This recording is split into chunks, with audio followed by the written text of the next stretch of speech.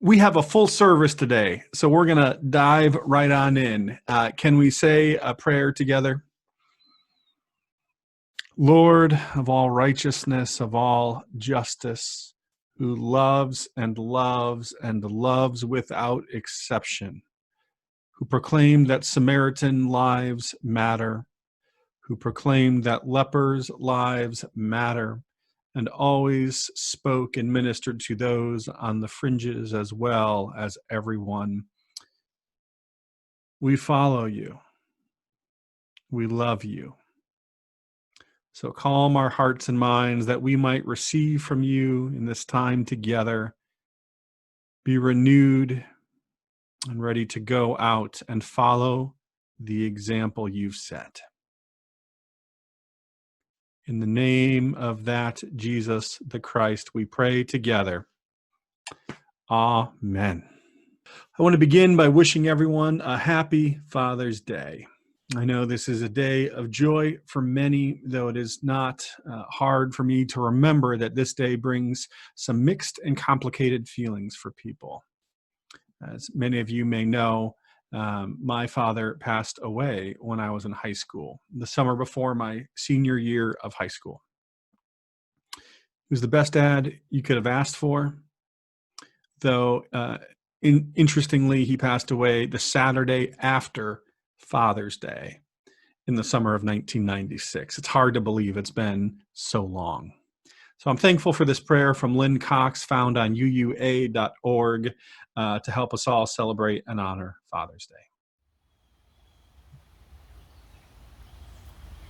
Holidays are complicated, especially the ones named after roles.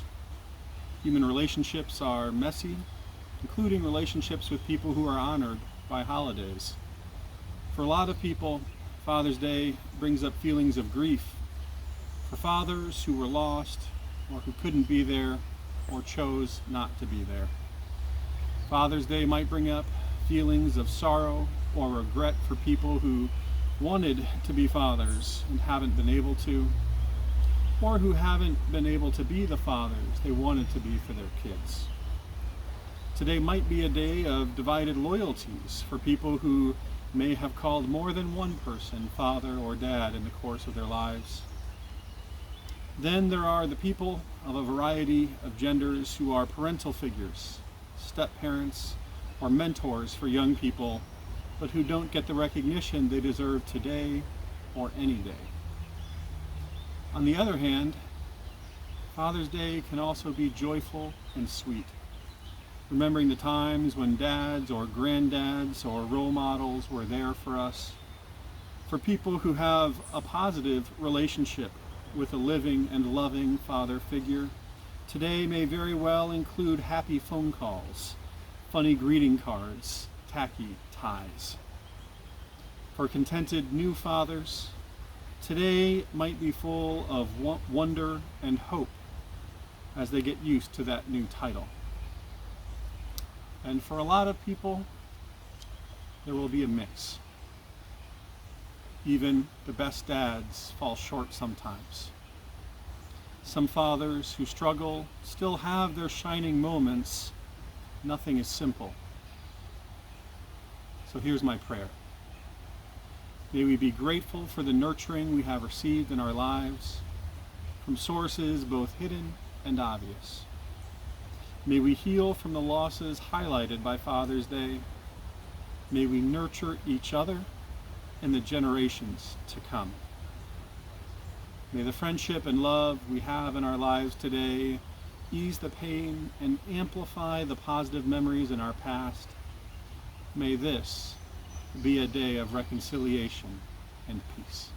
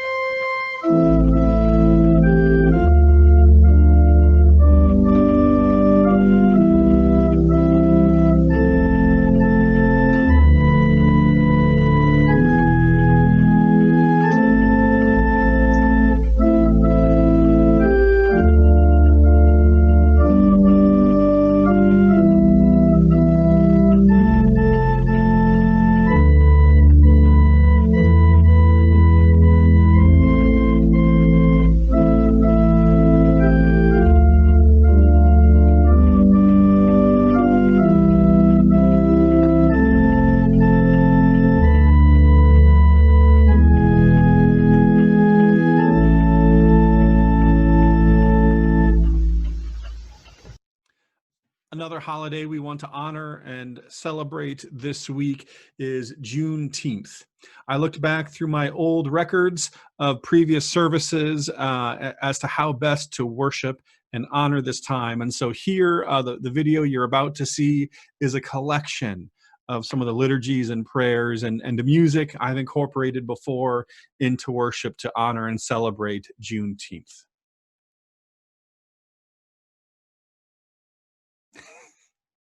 I didn't even know this holiday existed until last year. And even that was after the fact. And I was like, did I miss something? I don't even think I'm alone. I think so many people have just been learning about this in the last few weeks or last few years, with exception, but primarily. It's certainly not something that is taught in school, not something that we have a very public and mainstream understanding of. I'm so thankful it's getting attention now. I'm so thankful we're spending time in worship talking about it. I'm so thankful for all of the education and eye-opening that's happening right now, and we lean into it. We lean into the education. We lean into learning more. As Maya Angelou said, you do the best you can, but when you know how to do better, you do better.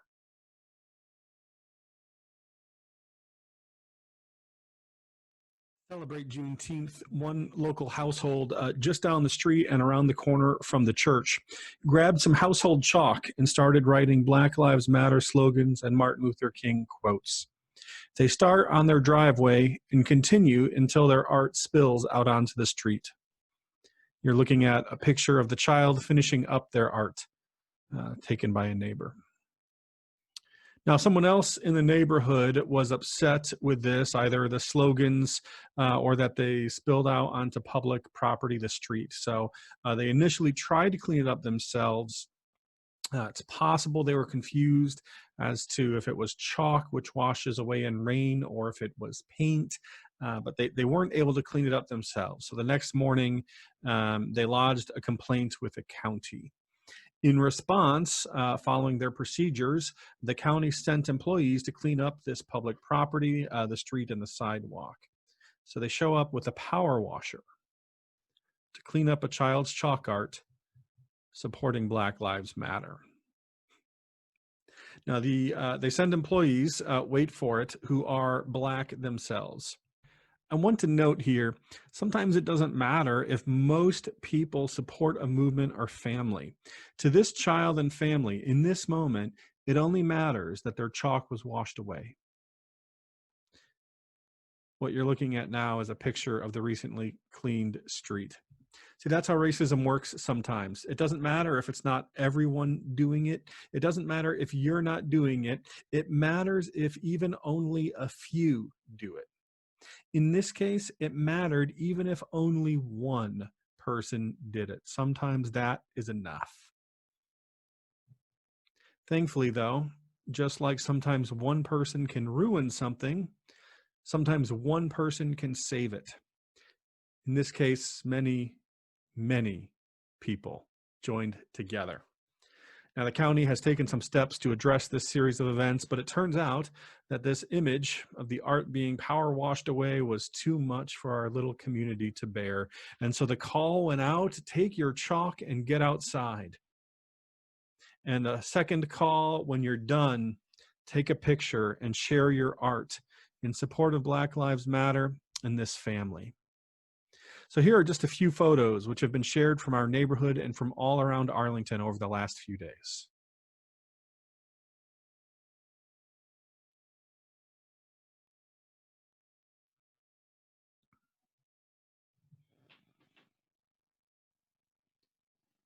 I've actually been documenting the art myself and collecting other people's submissions. In the last 48 hours or so, I've collected nearly 200 photos of chalk art and quotes, all in support of Black Lives Matter and in support of this one family living just around the corner from this church. That photo album I have on Facebook as I talk now has been shared over 250 times. The sentiment from people with chalk in their hands. I'm paraphrasing and summarizing a few people's words here, but it goes like this. Good luck making the county clean up all this too. And FYI, we have plenty more chalk. We have plenty more chalk. In front of the house in question alone, Friday afternoon and evening, dozens of neighbors filled the streets to draw what must have been thousands of Black Lives Matter chalk signs. It rained Friday night and Saturday morning. So Saturday afternoon, they were back, doing it all over again. I could talk about this for an hour, but one more image in closing. One of the helpers, a local teacher, shared this picture and quote with me. In her own words, she said, "This is me with two of my second graders. We wanted to say goodbye and show our chalky hands so people knew we were part of creating the beautiful words of kindness and social justice." So that's the takeaway in prayer. It's not enough to think kind thoughts. We have to act. So figuratively or literally, let's get our hands and lives chalky in solidarity with Black Lives Matter.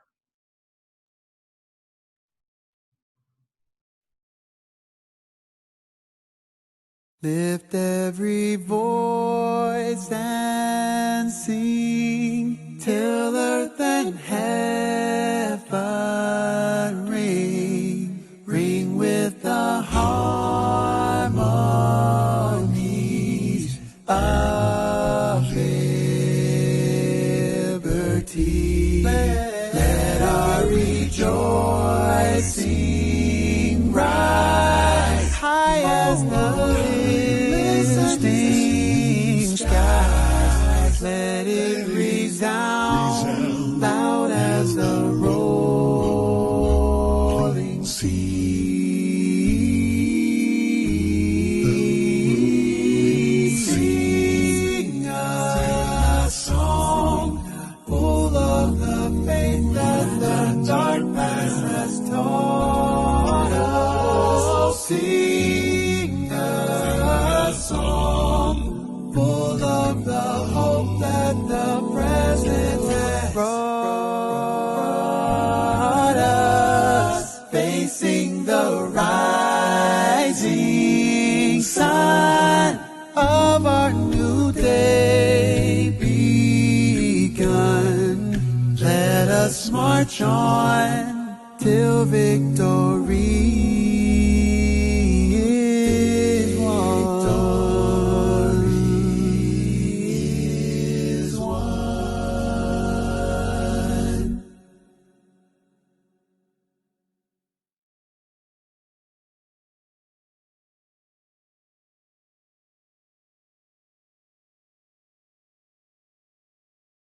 Viewing this as a progression is so refreshing and insightful, and you're naming a lot of the pitfalls, I think, that keep people from fully diving into it. They might think, I would become more aware of justice, but it's, it would break my heart, or I would just get too angry. And you're really naming, like, you have to go through the process, all the way through it. And if you look at this from spiritually poor, and then you're mourning, but stay meek, and then you can start to hunger and thirst for righteousness. And I'll let you pick up the thread from here, but it describes the process of formation that we need to go through as Christ followers. It really is.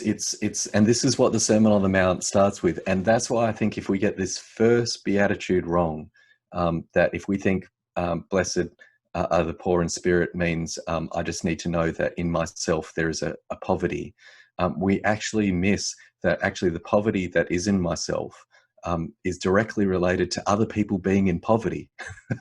And the only way that the poverty in myself actually is healed is if I'm in solidarity with those who are poor. And once we get that one bit, Matt, you're so right, it trickles into the next bit, and then it gushes into the next bit, and then it flows into the next bit.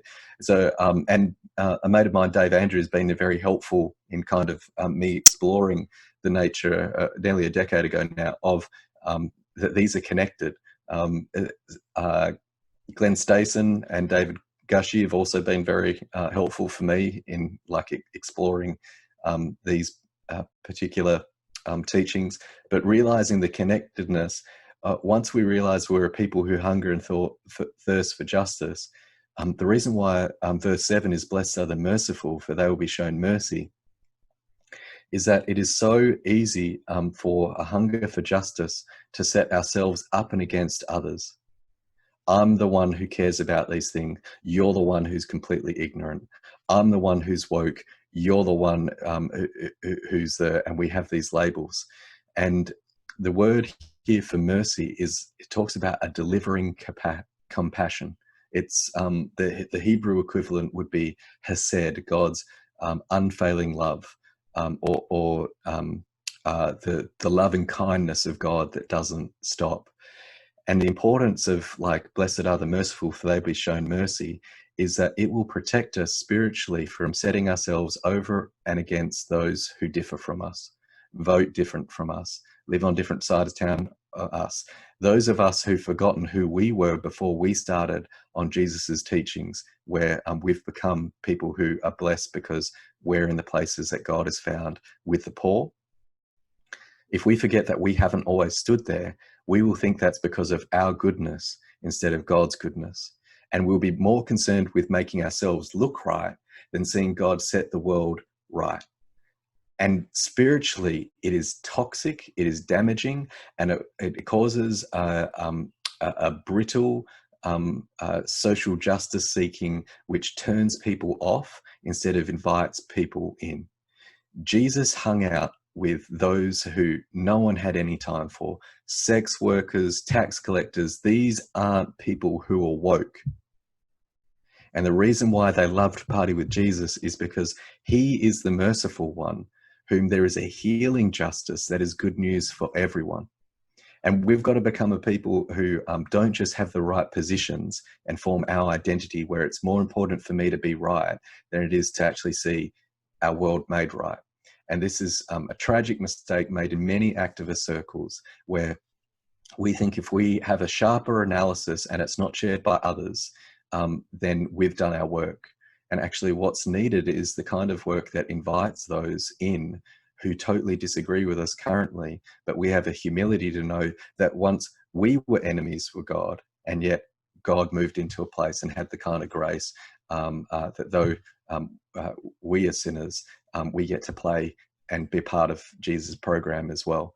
And so the importance of becoming a people who are merciful means that we can have, in verse 8, it's translated. What do you have your translation in verse 8, Matt? Blessed are those who are pure in heart, they will see God. What I find fascinating is that the word pure in heart might better be translated transparent of heart.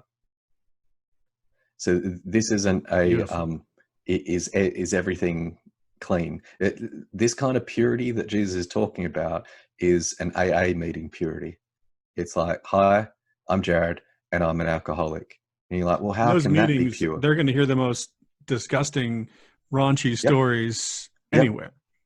That's right. That's not like a sexual purity culture type of purity, exactly. right? Yeah. It's the kind of purity that takes responsibility for one's own actions and transparently says, I can trust a group of people with this because there is a love that holds me, that can transform me, so I don't need to hide these things. Pure of heart means that we need to be the kind of people who go, yep, this is my stuff. And it's not like we scream it from the rooftops. We need to find, like an AA meeting, we need to find people who are on the journey, who we can trust, who aren't going to judge, but realize, as it says in the book of James, that those who confess their sins to one another, it doesn't say will be forgiven. Matt, it says they will be healed. There is healing that happens as we are transparent with what is really going on for us. And to find and create communities as we are in solidarity with the poor, as our heart breaks for things that God's heart breaks for, as we commit ourselves to nonviolence to see the earth healed, as we desire above all else God's healing justice, as we become a people who are like participate in God's delivering compassion, there needs to be a transparency of heart, and then we will see God. The bloke next to Jesus on the cross at Calvary didn't get his heart pure enough that he got a divine revelation. His response is, we're up here because of what we've done, but he's done nothing. Jesus, will you remember me when you come into your kingdom? And he gets to see God because he owns his own, well, Stuff. Paul would use the term skubalon in Philippians 3. Martin Luther in the 16th century in German would translate it Scheißen. You find your own terms that are culturally appropriate for you, but as we own the compost of our life, it becomes just that, the kind of things that mustard seeds can grow in. We've got to not run from that stuff, cover it up to try and play a purity game, but become transparent of heart so we can see God. And then once we've done that, because all us Anabaptist crew, all of us who love the Peace Church, we want to go straight to verse 9. We're going to, blessed are the peacemakers.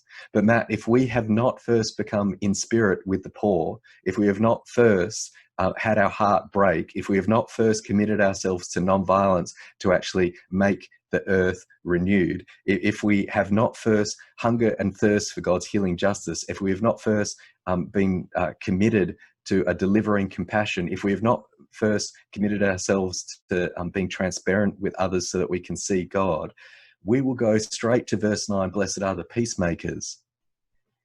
And instead of making peace, we'll try and keep peace. Peace will become a new purity game. Peace will become a new progressive purity game where it's like, we're about the real stuff, you're not. Instead of the hard work of what it is to actually be about shalom making in our world today, in all its brokenness. And people, when they see that in us, they'll go, you're a chip off the old block. Just like people sometimes say to me, you look just like your mum. Or with my little baby Noah, who's just arrived, people go, oh, I can totally see Kat.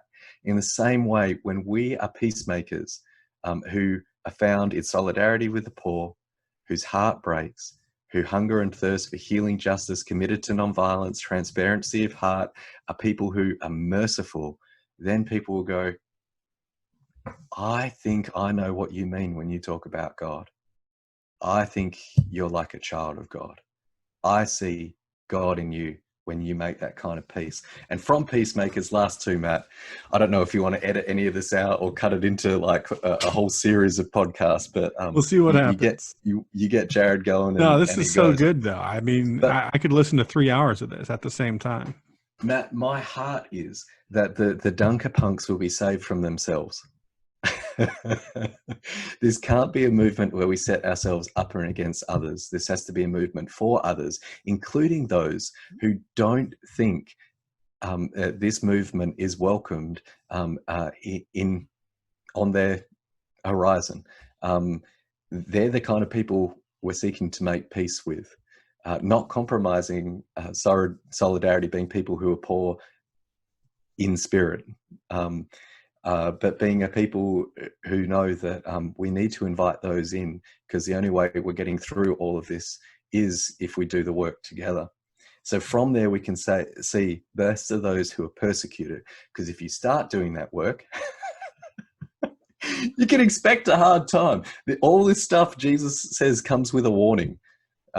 Daniel and Philip Berrigan used to talk about, if you're going to follow me, you better look good on wood. If we're going to follow Jesus, like we will lose our homes, even our congregations may turn on us. Those who look to us might be disappointed with us and abandon us. We'll find ourselves in jail. We'll lose jobs. We can lose home. Like family members may turn against. Like there are consequences of being on this work. But we do it from a place of meekness, transparency of heart, taking part in delivering compassion, in solidarity with those who are suffering, while mourning and not making it about us. John Deere is a dear friend of mine, not the tractor guy, another guy. No, he And actually spoke at the ministers. He spoke to the ministers before annual conference a few years ago. yeah, brilliant, Fascinating man. guy with a lot to say. Oh, I love him, and he's come and stayed with me in Australia, and we did a tour together. And I've stayed with him in the US. Just amazing. And after one of the hardest periods of my life, one of the things he said to me that was so strangely comforting, that's got everything to do with blessed are those who are persecuted because of God's healing justice, for theirs is God's future, or the kingdom of heaven. He said, Jarrod, did you really think you could follow Jesus, who was betrayed, and not experience betrayal yourself?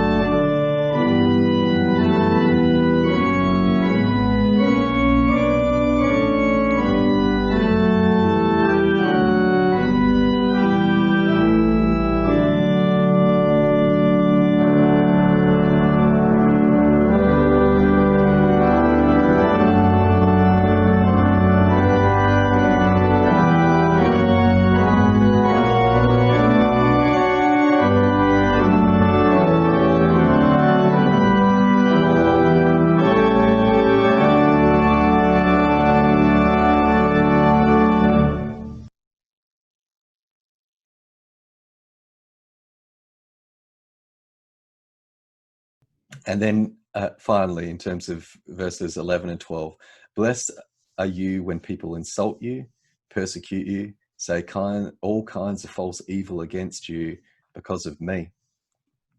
So this isn't the stuff where it's just our fault. this isn't just like I've been a jerk and people are saying awful things. This is because of Jesus. We've actually copped it. Rejoice and be glad, because great is your reward in heaven. And in the same way they persecuted the prophets who were before you. So what this opens up for us, Matt, is a way to not have a persecution complex and not desire to suffer, but also not be surprised when actually a real hard time comes along. So none of us should long for these things, and none of us should want them, but none of us should be surprised when they actually show up if we're following Jesus. That's part and course of this work. Then we can hear the call to let your light shine. Then light can shine. Then we can be salt and light, because we're found where God is, in the blessing of standing in the place where we go on this beatitude journey of becoming beautified people, in witness that God will beautify the whole world. That, for me, is the Dunkerpunk revolution. That's what we were dunked into in our baptisms, and that the punkness of all of that is being a people who are found in those places where God is found, not making it about us, but getting on with everything that is about him. I am inspired and encouraged to continue to be formed, to not short step any of these steps that I think we're all continually going through, but to continue to go through them. As we wrapped up our time together, Jarrett and I talked a little bit about how understanding this progression might help us to understand even the text which follows this passage, a section encouraging salt to remain salty.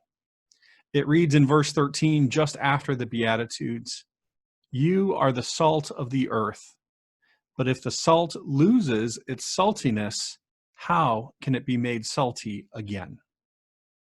But then But it tends to after be that separated. whole progression, you can keep Yeah. going to, once you've been persecuted, once you're glad for your reward, now you're the salt.